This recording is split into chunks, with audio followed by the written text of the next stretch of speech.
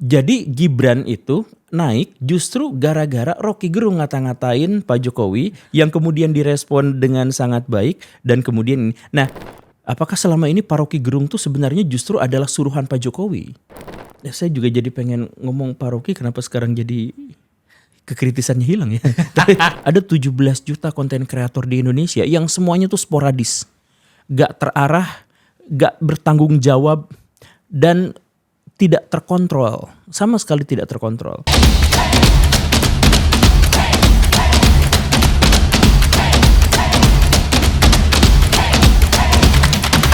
Oke, halo teman-teman Retorika Show. Kembali lagi bersama saya Belmondo Scorpio dan hari ini saya bersama Pak Guru Gembul. Selamat datang Pak Guru.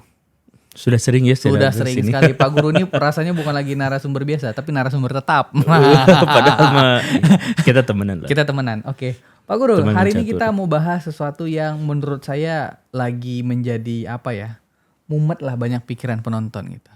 Dikarenakan kan sekarang banyak orang menjadi influencer, banyak orang yang seolah-olah menjadi seorang pakar, dan banyak orang yang menjelaskan satu bidang yang saya rasa bukan bidangnya gitu.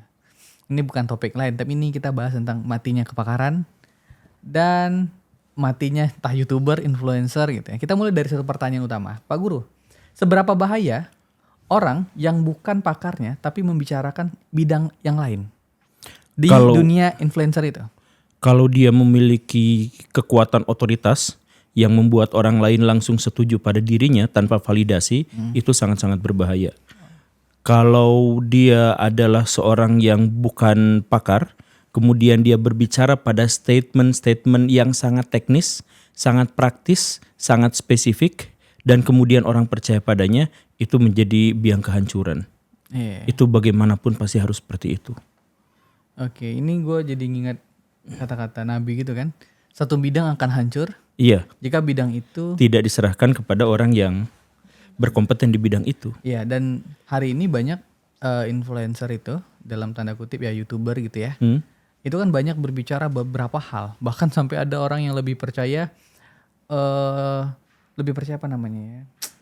Konspirasi dibanding fakta ilmiah loh di YouTube itu sekarang. Itu gimana Pak Guru ngeliatnya itu? Tapi konspirasi itu udah nggak setren dulu sih. Betul. Jadi tren konspirasi itu di dunia internet itu dari sebelum COVID itu udah mati kayaknya. Udah turun ya. Konspirasi yang paling besar dan akhirnya juga memicu keruntuhan mereka itu adalah yang teori bumi datar itu. Itu konspirasi. Oh iya betul. Ya itu kan teori konspirasi kan. Jadi yang dimaksud dengan teori konspirasi itu konspirasinya sendiri biasa diterjemahkan sebagai kemufakatan jahat, tapi teori konspirasi itu artinya adalah teori yang tidak dikonfirmasi kepada pihak yang dituding. Jadi kalau misalkan teori tentang Elon Musk bahwa dia adalah alien misalkan, ada kan yang semacam itu gitu ya. Nah, penyampaian atau narasi-narasi yang berkembang itu sama sekali tidak melibatkan Elon Musk, ditanyain langsung tuh enggak. Jadi konspirasi itu akhirnya gosip tetangga di belakang objek yang diberitakan gitu. Nah, teori konspirasi terkait dengan orang-orang yang ke bulan tapi ternyata palsu misalkan yang seperti itu kan mereka tidak konfirmasi langsung dan ngobrol dengan NASA.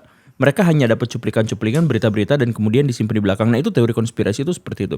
Dan itu sempat berbahaya dan sempat menghasilkan kegaduhan publik. Untungnya ya sekarang itu tidak lagi menjadi besar. Ya dulu itu sangat tenar lah, sangat terkenal lah teori konspirasi. Bahkan beberapa orang mempercayai itu gitu kan? Iya, bukan beberapa orang, beberapa juta orang. Bahkan ini tuh sempat diulas ada beberapa jurnal yang saya baca tuh jurnal psikologis itu yang menjelaskan bahwa teori-teori konspirasi itu menjadi laku di masyarakat, menjadi akrab di masyarakat itu bukan karena teori itu terpercaya. Tapi karena orang yang menyimaknya memang membutuhkan itu untuk menenangkan jiwanya. Atau yang menjelaskan memang jago bercerita. Bukan. Maksudnya gini, teori konspirasi itu, ya kalau itu tentu saja. Jadi teori konspirasi itu penjelasannya itu memang sangat luar biasa, sangat bagus. Sehingga menarik perhatian banyak orang gitu. Ya memang, cuman maksudnya gini, teori konspirasi bisa diterima oleh banyak orang karena orang-orang yang dikalahkan itu butuh morfin. atau apa namanya? Butuh pembenaran dalam pikirannya gitu ya. Yang menenangkan kekalahannya gitu. Jadi sering diungkapkan misalkan, waduh kenapa kaum muslimin sekarang kalah? Oh ini konspirasi Yahudi. Wah kenapa sih Indonesia nggak maju-maju? Ya karena negara-negara Barat berusaha untuk menghancurkan ekonomi Indonesia dan lain sebagainya. Nah jadi teori-teori itu akan membuat kita tuh tenang gitu. Jadi kita tuh tidak lagi resah. Ternyata selama ini kita dibohongin oleh para ilmuwan bahwa bumi itu sebenarnya datar dan sebagainya. Ini kan bagi kelompok-kelompok yang tidak diterima secara akademik. Dan dia resah dengan itu, akhirnya ya dia mencoba untuk menenangkan diri dengan itu. Dengan teori-teori itu. Ya, makanya saya lupa nama jurnalnya tapi ada yang seperti itu. Jadi di Amerika Serikat misalkan orang-orang yang paling percaya sama teori konspirasi juga ternyata adalah orang yang cukup radikal dalam beragama. Jadi sama aja ternyata radikal dalam beragama itu juga kan sebenarnya adalah cara untuk menenangkan dirinya dari realitas yang dianggap memusuhinya. Begitu. Nah seiring berjalannya waktu sekarang YouTuber, influencer, ya itu bertransformasi. Untungnya itu bertransformasi dan kemudian menggerus teori-teori konspirasi. Jadi kalau dulu YouTuber itu saya mohon maaf ya bukan merendahkan atau menjelekkan gitu. Tapi sepenuhnya itu adalah hiburan, sensasi, gaya hidup, flexing. Di era-era masa lampau pokoknya YouTube isinya untuk menghibur orang aja gitu. Ya untuk menghibur orang aja itu kan di tahun 2015, 2016 sampai 2017. Pokok masa di sebelum COVID itu tuh. Iya masa sebelum COVID itu. Nah dan itu memang konspirasi juga bergejolak gitu kan, apa-apa juga bergejolak sampai akhirnya kemudian setelah itu para pakar, para ahli juga melihat bahwa dia tuh harus punya ruang yang lebih besar untuk menyampaikan gagasan pada publik. Ya, salah satunya kan banyak ustadz-ustadz yang mulai main YouTube tuh di situ kalau. Iya. Iya kan? Nah tapi maksud saya bukan ustadz tapi pakar. Pakar. Jadi misalkan Pak Gita Wirjawan, pakar beneran kan beliau itu kan? Pakar ekonomi, beliau memang ada di bidang itu, pengusaha di bidang itu juga. Jadi dari mulai teori sampai praktek beliau pelakunya. Dan kemudian masuk juga ke dunia YouTube. Buat endgame gitu ya. Buat endgame. Jadi apa endgame kamu gitu kan. Nah, kemudian kita juga mengenal tokoh-tokoh hak asasi manusia atau tokoh-tokoh anti korupsi. Bikin podcast juga, bikin narasi juga. Misalkan Pak Bambang gitu ya. Kemudian Pak Novel dan lain sebagainya. Bahkan ini saya nggak tahu ini bilang pakar atau tidak. Mas Gibran. Sebagai wakil presiden Republik Indonesia punya kanal YouTube tersendiri. Nah artinya ya terlepas kalau misalkan kepakaran mungkin kita akan perdebatkan gitu. Cuman setidaknya beliau adalah pemangku jabatan publik dan memiliki akses untuk bersuara langsung terhadap jutaan rakyat di Indonesia.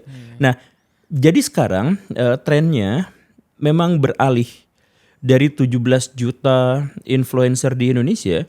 Itu tren edukator digital itu makin lama tuh makin menguat di Indonesia tuh. Dan inilah yang kemudian menutup celah-celah konspirasi. Tetapi masuk kepada celah konspirasi yang lebih dalam, lebih pekat gitu. Jadi bukan hanya sekedar bumi itu datar atau bukan gitu. Tapi konspirasinya itu menyangkut masalah-masalah yang lebih tidak terdeteksi gitu.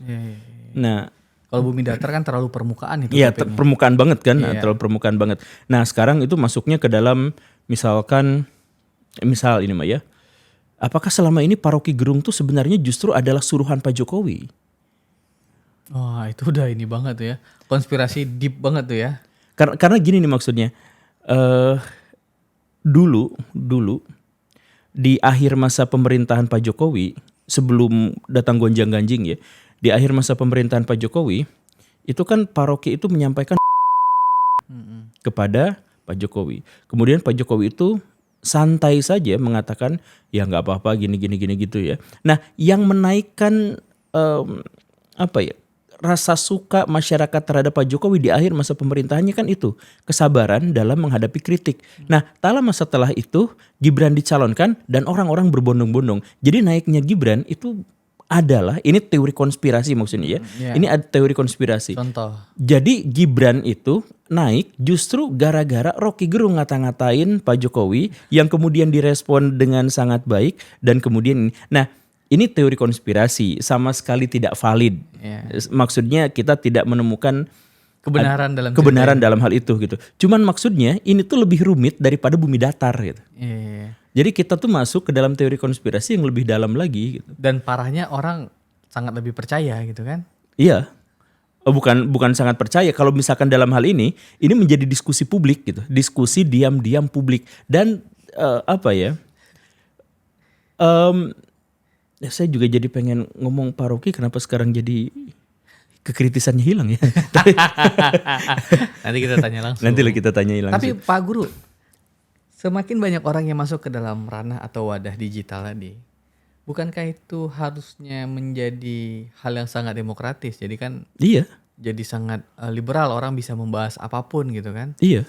Cuman kan ini ya gua pernah dengar nih. Jadi kalau di negara Cina itu pemerintahnya supaya informasi itu tidak terlalu banyak besar dari luar, kan ada pembatasan informasi tuh yang masuk ke negara Cina.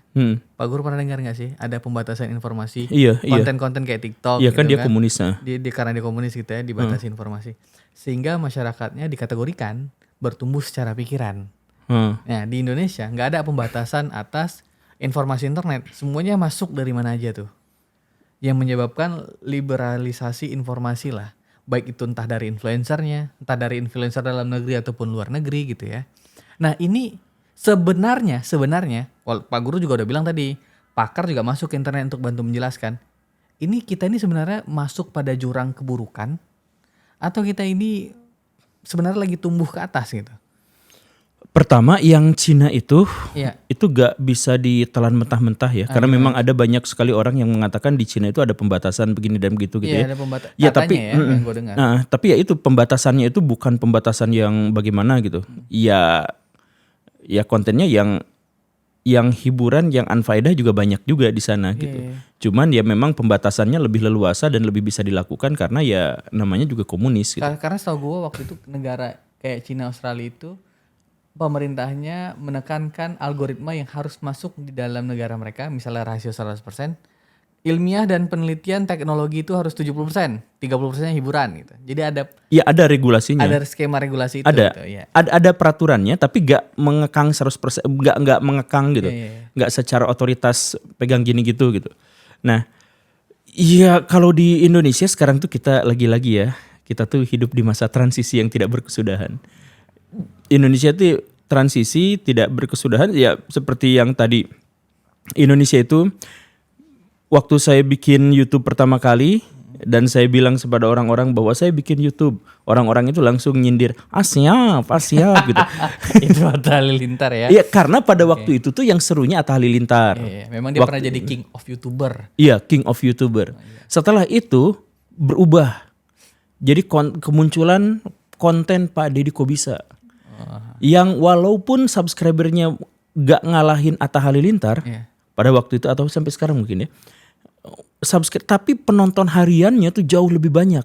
Dan orang-orang mulai mengulang kejadian Metro TV dan TV One. Tahu kan maksudnya? Jadi dulu tuh sinetron. Terus muncul ada TV berita spesial aja berita. Tapi ternyata berita tuh jadi seru gitu. Berita tuh jadi konsumsi masyarakat. Nah pas zaman Pak Deddy Kobisa, Pak Deddy itu membawa pakar-pakar, tokoh-tokoh, orang penting, orang viral, orang gak jelas tapi populer.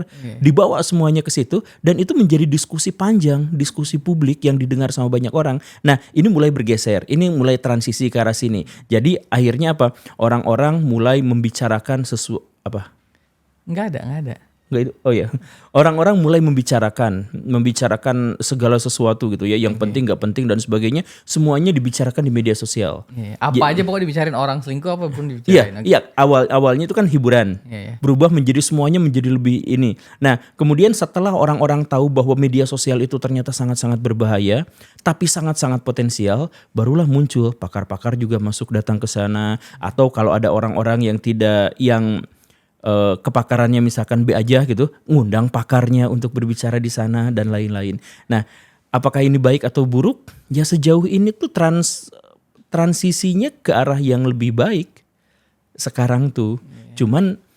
Cuman karena kita ada di zaman transisi yang tidak berkesudahan, unlimited transisi yang terus-terusan, kita tuh nggak pernah ada di zaman kemapanan.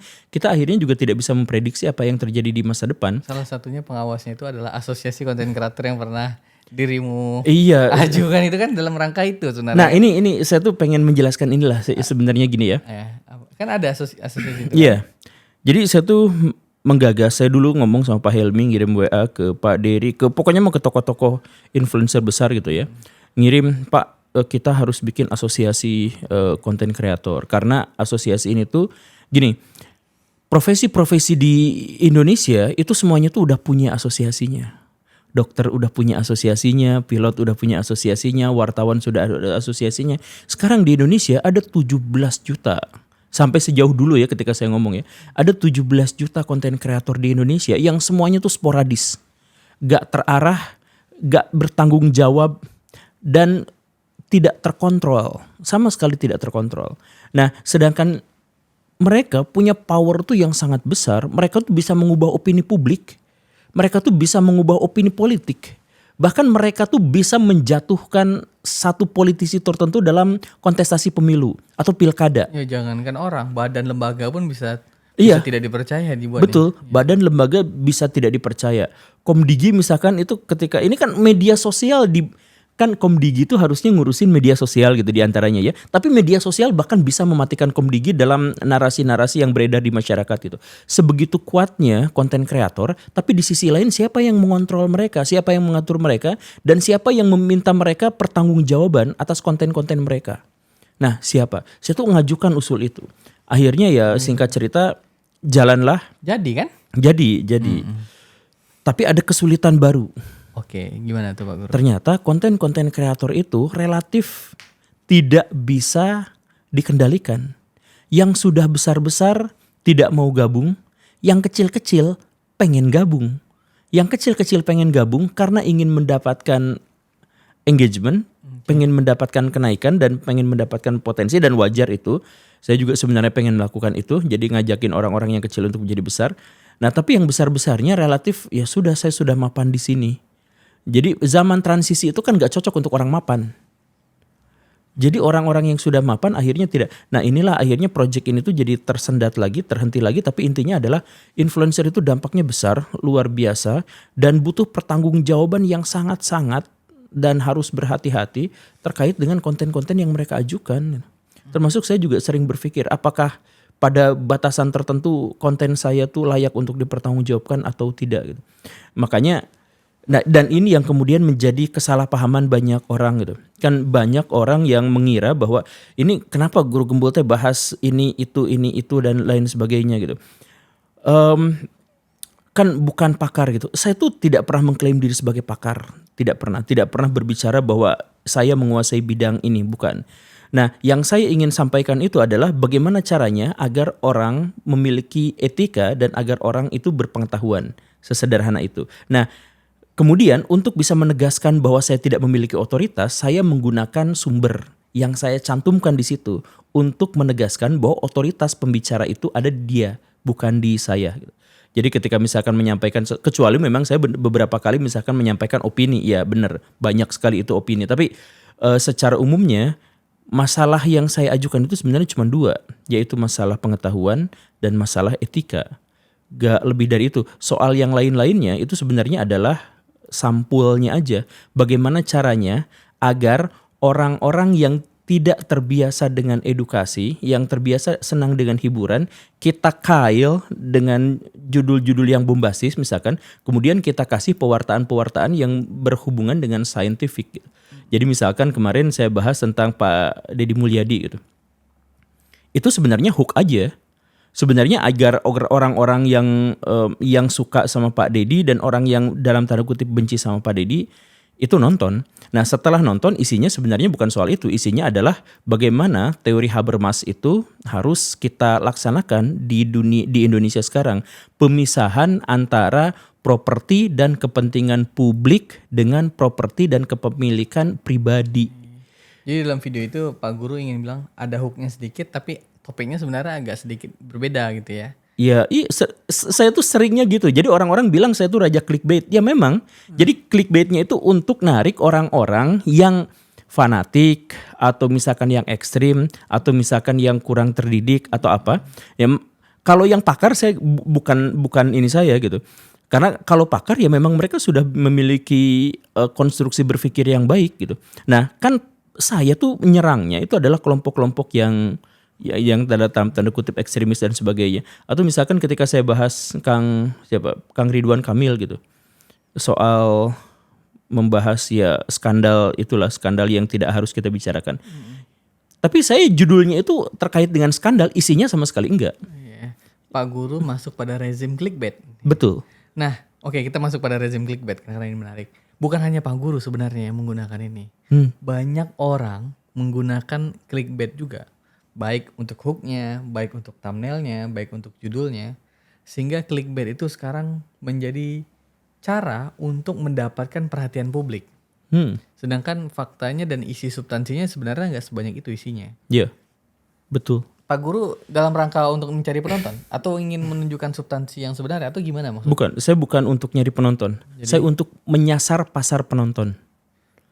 Dan itu berhasil. Itu berhasil. Makanya jadi banyak musuhnya gitu. Jadi maksudnya gini. Judulnya itu akan provokatif, tetapi tidak akan. Jadi judulnya provokatif pada kelompok tertentu. Jadi misalkan ketika saya pasang misalkan fotonya Kang Timothy Ronald misalkan yang seperti itu, ya berarti pasar saya itu. Nah, apa yang di dalamnya disampaikan di situ itu sebenarnya adalah sepenuhnya netral. Bahwa misalkan ada perdebatan Timothy Ronald itu sebenarnya harta kekayaannya dari mana, dan kalau misalkan dia dapat harta kekayaan sebesar itu, Bayar pajak nggak? nah misalkan begitu ya, bayar pajak atau enggak. Ya saya sampaikan bahwa Kang Timothy Ronald itu bukan hanya cerdas untuk mendapatkan uang. Kalau misalkan dia mengatakan bahwa ukuran dari kecerdasan itu adalah seberapa kayanya dia, maka saya tambahkan bukan hanya soal kecerdasan untuk menjadi kaya, tapi terkait dengan mentalitas, terkait dengan kehendak untuk menjadi kaya. Kan kalau misalkan cerdas tapi tidak memiliki kehendak untuk menjadi kaya, ya tidak menjadi kaya gitu, dan lain sebagainya. Nah, jadi penekanan-penekanan itulah yang saya ingin sampaikan justru untuk menetralisir konfrontasi yang lebih besar antara orang yang mendukung atau yang menolak Kang Timothy Ronald. Tapi saya sampaikan mukanya di situ itu ya agar orang yang ingin saya sasar itu masuk ke situ. Jadi tidak berbicara ke ruang yang lebih besar. Clickbait itu untuk menyasar. Kalau saya, tapi ada memang dan itu juga strategi lama sebenarnya. Strategi lama untuk menyasar penonton yang lebih banyak. Pak Guru, nih ya Pak Guru ya, kalau kita melihat YouTuber juga, influencer juga. Sekarang mana yang lebih penting Pak Guru? Popularitas atau kompetensi? Sekarang kayaknya popularitas tuh sangat ini ya, pokoknya kalau nggak populer, kalau punya kompetensi kayaknya nggak didengar orang. Udah berusaha pakai clickbait pun nggak didengar orang juga gitu. Mana yang lebih penting di era saat ini Pak Guru? Itu yang saya pernah diskusikan dengan seorang. Jadi dia tuh pakar luar biasa, hebat. Tapi dia nggak berbicara di ruang publik dan dia nggak punya akses, dan sekalinya ngomong juga nggak didengar orang. Nggak ada penontonnya kan? Nggak ada penontonnya. Nah, makanya podcast seperti Pak Gita Endgame itu berusaha memberikan ruang kepada para pakar. Betul. Dan saya kritik keras Pak Gita. Kenapa? Dan kritik saya diterima. Oh iya? Iya. Kritik keras saya kepada Pak Gita adalah ya saya sampaikan aja di sini. Jadi Pak Gita, saya tuh kagum sama Bapak. Bapak tuh sebagai seorang praktisi luar biasa, sebagai seorang teoretikus luar biasa, punya jabatan publik juga pada waktu itu dan lain sebagainya. Dan ketika berbicara benar-benar berbasis pada data, berbasis pada fakta. Tapi pertanyaan saya, ngapain Bapak berbicara hanya pada orang-orang yang memang sudah berilmu dan berpengetahuan? Kenapa Bapak bergerak dan hidup dan berbicara di Menara Gading? Kenapa tidak berbicara kepada orang-orang yang ada di bawah yang lebih membutuhkan ilmu Bapak tentang investasi, tentang data, tentang pentingnya pengetahuan, tentang bagaimana bahasa Inggris, misalkan dia sering tentang bahasa Inggris, bahasa global, tentang STEM. Kenapa Bapak tidak berbicara itu di ruang publik untuk yang menyasar pada orang-orang itu yang justru membutuhkan? Kenapa Bapak bahkan kadang-kadang ngundang podcast orang berbahasa Inggris yang tidak ada subtitlenya? Dan artinya pasar Bapak tuh orang-orang yang udah pinter dikasih pinter juga, itu sama seperti ngasih garam di tengah lautan. Itu kritik keras saya. Jadi Bapak tuh harus populer. Kenapa? Nah itu ternyata Pak Gita itu menerima. Iya, saya juga sedang memikirkan itu bagaimana caranya. Beliau tuh juga sedang mempertimbangkan apa yang mungkin bisa dia lakukan agar jadi jangan dipilah mana yang lebih penting antara kompetensi dengan popularitas. Kompetensi ketika tanpa popularitas apa dampaknya? Coba. Dan popularitas tanpa kompetensi apa manfaatnya? Rusak. Iya, makanya jangan dipisah. Kita harus menyatukan itu. Jadi saya bersyukur Pak Gita pada waktu itu menerima itu dan berjanji untuk memikirkan kembali. Tapi apakah saya harus mendowngrade bahasa saya? Ya gak usah Pak. Cuman maksud saya adalah sebenarnya kan podcastnya Pak Gita juga sangat bagus kan? Iya menarik. Menarik sebenarnya. Aku nonton juga. Penuh dengan ilmu pengetahuan, penuh dengan insight baru, penuh dengan gagasan baru. Nah ya itu, tapi lempeng, gak ada clickbait, gak ada tokoh yang ini. Atau jadi bagi saya itu termasuk dosa. Karena hanya bukan mengakumulasikan. Ya menumpuk ilmu pengetahuan hanya pada. Dari Pak Guru ada ide nggak untuk Pak Gita selain kritik? Ada. Apa idenya? Ada, saya sampaikan. Tapi saya rahasiakan dulu. Enggak, karena saya ngobrol. Rahasiakan gimana? Ya udah saya buka gini ya. Apa? Yang saya buka tuh gini. Apa teknis tipsnya supaya bisa sampai kepada para penonton yang kita rasa butuh ilmu pengetahuan? Gimana tips teknisnya? Kita kumpulkan influencer dulu. Oke. Kita pilah mereka. Kita pilah mereka misalkan dengan ini tertentu, dengan rate tertentu, bukan rate apa ya? Dengan echo chamber penonton masing-masing. Spektrum penonton. Bukan echo chamber, tapi spektrum kualitas lah, spektrum kualitas tertentu. Terus Pak Guru? Nah, kita pisahkan yang seperti itu. Nah, kemudian kita bikin pelatihan yang hierarkis. Pelatihan hierarkis. Jadi yang sangat populer itu kita bikin workshop untuk para pakar yang nggak bisa ngomong. Kita balikin, jadi kita bikin komunitas yang besar. Komunitas itu saling dukung satu sama lain. Kalau mungkin nanti bikin logo bersama, kalau mungkin ya. Tapi itu kayaknya sulit. Tapi kita bikin logo bersama. Jadi kan mereka itu bekerja sama dan validasi itu dengan mendemonstrasikan validasi bahwa mereka itu ada dalam satu kesatuan gitu. Ada dalam satu wadah yang sama. Ada dalam satu wadah yang sama. Ya anggaplah misalkan kayak close the door gitu. Cuman kan ada close the door di dalamnya. Misalkan ya. Cuman ya itu yang sangat sulit di Indonesia sekarang itu, karena konten kreator kalau yang kecil-kecil pengen pakai logo itu karena ya untuk naikin engagement, tapi yang gede-gede wah ini dikhawatirkan justru saya yang ikut turun gitu karena kebawa. Nah, itu yang sulit. Cuman maksud saya balik lagi si konten-konten kreator itu mau sedikit atau banyak kita kumpulkan, kita ajak mereka, kita paksa mereka untuk bekerja, untuk bertanggung jawab atas kontennya. Begitu. Nah, jadi kalau misalkan tadi yang dikatakan ini memilih popularitas atau kompetensi, saya harus menjawab bahwa kompetensi yang tidak populer adalah dosa besar, sama seperti kepopuleran yang tidak memiliki kompetensi itu juga adalah merusak. Iya, saya jadi melihat manfaatnya kalau misalnya itu benar terjadi ya. Karena kan ada juga situasi dan kondisi di mana misalnya misalnya satu ya negara lah lagi krisis gitu ya. Entah ekonominya, entah pekerjaannya atau apapun gitu ya. Cuman pada akhirnya orang lebih banyak menonton influencer dibanding pakar yang menjelaskan karena tadi kan. Iya. Dan masyarakat itu karena cara bicaranya itu kan, cara bicara influencer ini kan kita bisa lihat Pak Guru. Iya. Ada yang bicara bahasanya tinggi sekali, sophisticated gitu. Pokoknya orang pintar hanya memahami orang pintar lainnya gitu. Iya. Ada influencer yang menggunakan bahasa yang biasa aja, tapi memang informasinya pun jadinya biasa gitu. Iya. Saya jarang menemukan orang yang benar-benar punya tingkat pengetahuan akademik atau pakar yang sangat tinggi menggunakan bahasa yang sangat rakyat tuh saya Nah, jarang. iya itu. Saya jarang menemukan itu gitu. Iya. Pak Guru pernah nggak menemukan orang kayak gitu tuh? Pernah nggak? Ini kayak misalnya Pak Gita Wirjawan, tapi penontonnya Pak Guru misalnya gitu. Heeh. Nah, kan gitu kan? Iya. Pak Guru gimana tuh melihat itu? Sekarang sih ke arah banyak yang mulai ke arah sana sih. Saya apresiasi misalkan Kang Ferry Irwandi gitu. Oh iya bahasanya bagus. Bahasanya bagus, kemudian datanya juga akurat, lengkap gitu ya. Kemudian saya nggak tahu orang-orang di belakang ngomongin uang, Uang maksudnya? ngomongin uang itu bagus. Oke. Jadi maksudnya datanya juga bisa dipertanggungjawabkan gitu. Mau ngomong tentang itu ya. Yang atau misalkan yang influencer yang datanya yang kepakarannya bagus tapi pembicaranya juga bagus gitu, siapa lagi ya? Jarang saya lihat sih emang. Ya tapi kan maksudnya dulu gak ada gitu. Itu nggak ada. Dulu nggak ada, sekarang udah mulai ada.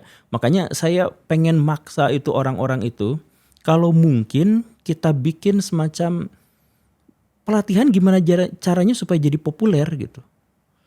Jadi ini tuh kayak apa ya? Kayak gerakannya Kang Felix Xiao. Yang mana ya? Gak kerasa kan? Gak keras. Jadi gini, dia tuh kan sempat dicap radikal Iya. dan jadi musuh bersama public enemy. Pernah. Pernah kan? Pernah pada masa itu. Tapi dia kemudian bikin Ngajiu dengan jaringan yang kuat, dengan manajemen yang baik, dengan apa? Sekarang pengajiannya itu adalah yang paling populer di Indonesia. Jadi jaringannya tuh kuat gitu. Nah, jadi ini mau terlepas apakah ideologi yang dianutnya itu gimana gitu ya, terlepas dari itu. Cuman maksudnya kita tuh membutuhkan di Indonesia tuh orang-orang yang seperti itu dan berkelanjutan. Karena kita tuh hidup di era yang tidak bisa yang masyarakat itu tidak bisa memilah dan tidak memiliki cukup waktu untuk memverifikasi ilmu pengetahuan dan sumber-sumber yang dia dapatkan.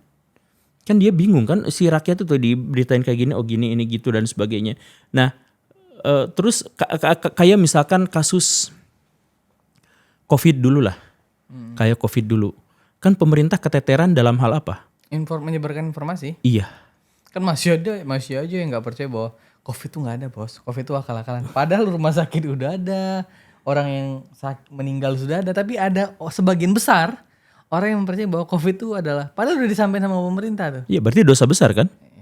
Ketidakmampuan para pakar untuk berbicara di ruang publik itu Dan dosa besar. masalahnya adalah ada sebagian orang yang menciptakan isu itu kan. Iya.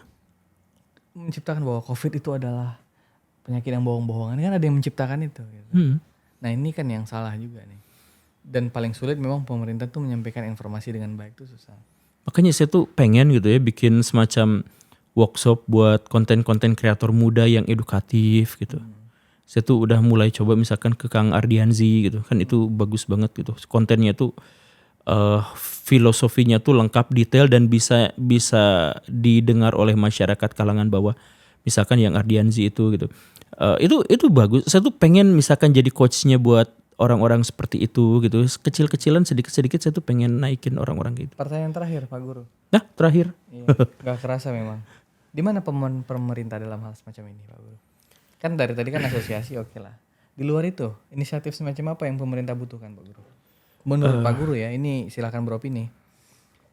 Kita mulai dari hal yang negatif ya.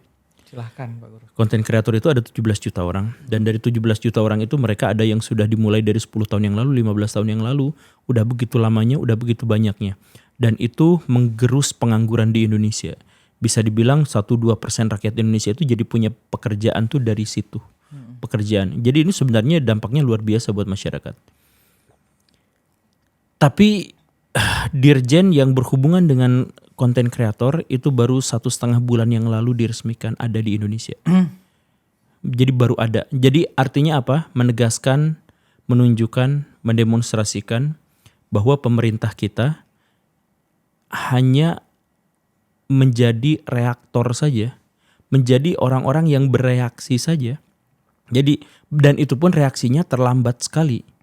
Jadi ketika kontennya sudah ada yang bikin keributan, sudah yang bisa memviralkan hal-hal yang buruk, sudah apa dan sebagainya, baru 15 tahun kemudian pemerintah datang dan bikin peraturan tentangnya.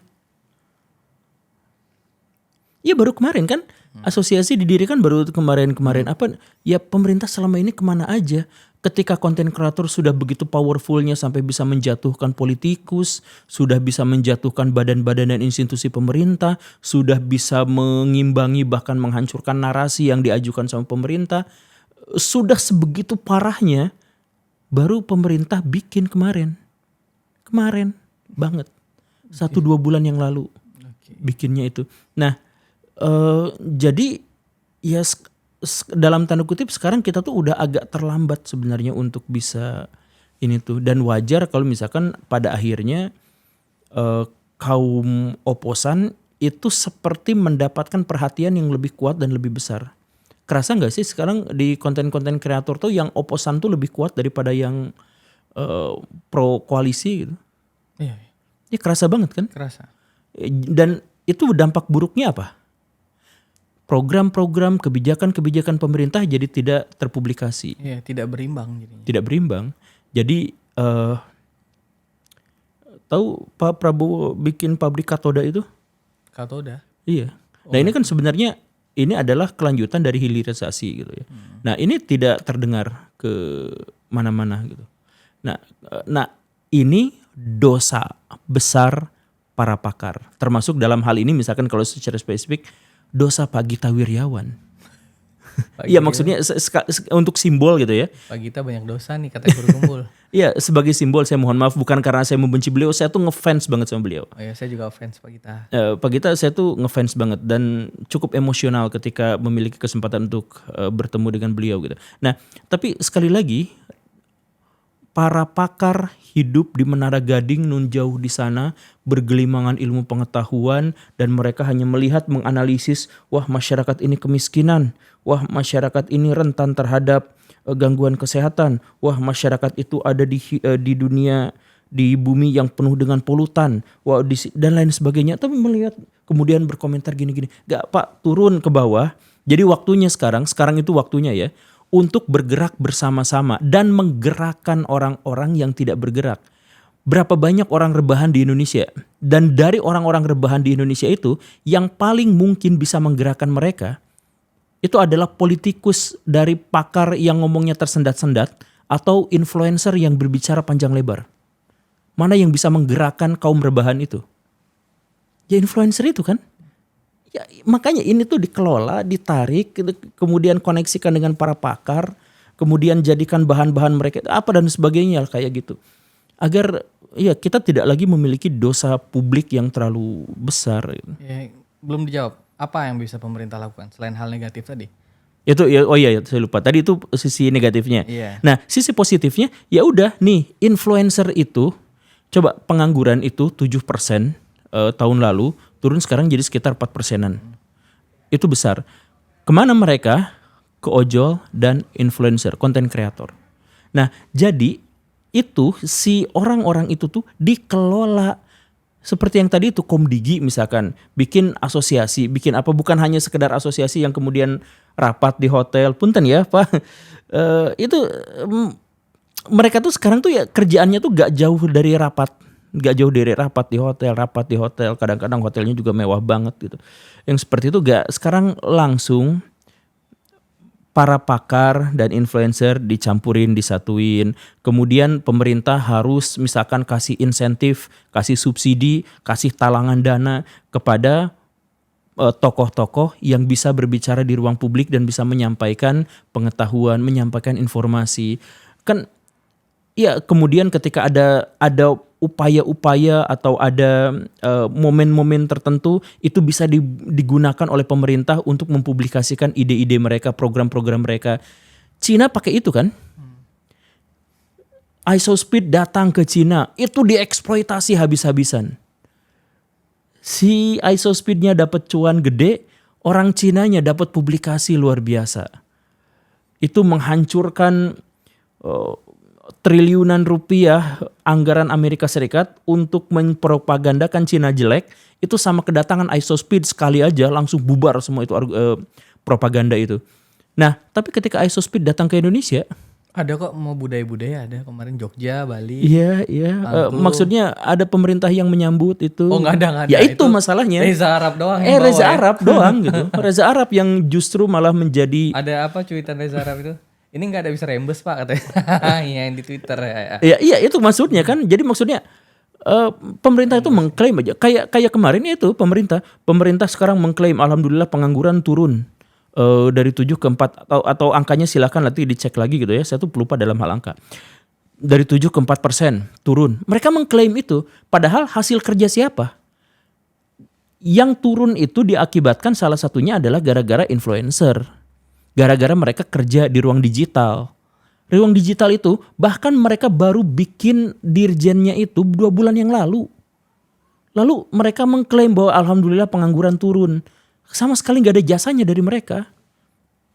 Ya makanya gerak atau nah dalam hal ini tuh influencernya ya itu tuh yang edukasi, yang pakar, yang bagus ya kasih dana tambahan. Kemudian bikin workshop, kemudian bikin misalkan bagaimana caranya ngomong di ruang publik dan menjadi populer dan berbicara dan bla bla bla bla dan sebagainya. Saya pernah diundang sama pemerintah untuk itu. Tapi apa yang terjadi coba? Cuma disuruh tidur di hotel yang sangat mewah, kemudian berbicara nggak sampai 5 menit, dan setelah itu udah selesai, nggak ada impactnya, kelanjutannya, nggak ada apa. Berkelanjutan dong Pak, please. Bukan menginapkan saya di hotel yang mewah, bukan hanya itu. Saya tuh asli sangat-sangat ingin dukung pemerintah. Tapi setiap saya terlibat dalam kegiatan-kegiatan pemerintah, itu hanya sekedar buang-buang anggaran doang untuk dilaporkan bahwa kami sudah menyelenggarakan anggaran ini gitu. Gak ada proses berkelanjutannya. Oke. Kok jadi marah-marah ya? Iya, tapi nggak apa-apa. Mudah-mudahan ini banyak didengar banyak pihak yang ingin perubahan, yang ingin memperbaiki bagaimana arah sosial media kita bergerak, Pak Guru. Sekali lagi terima kasih banyak Pak Guru atas opininya, pengetahuannya. Ini jadi kelas pakar Pak Guru Gembul jadinya. Oke, terima kasih Parkir. banyak teman-teman Retorika Show. Sampai jumpa pada episode selanjutnya.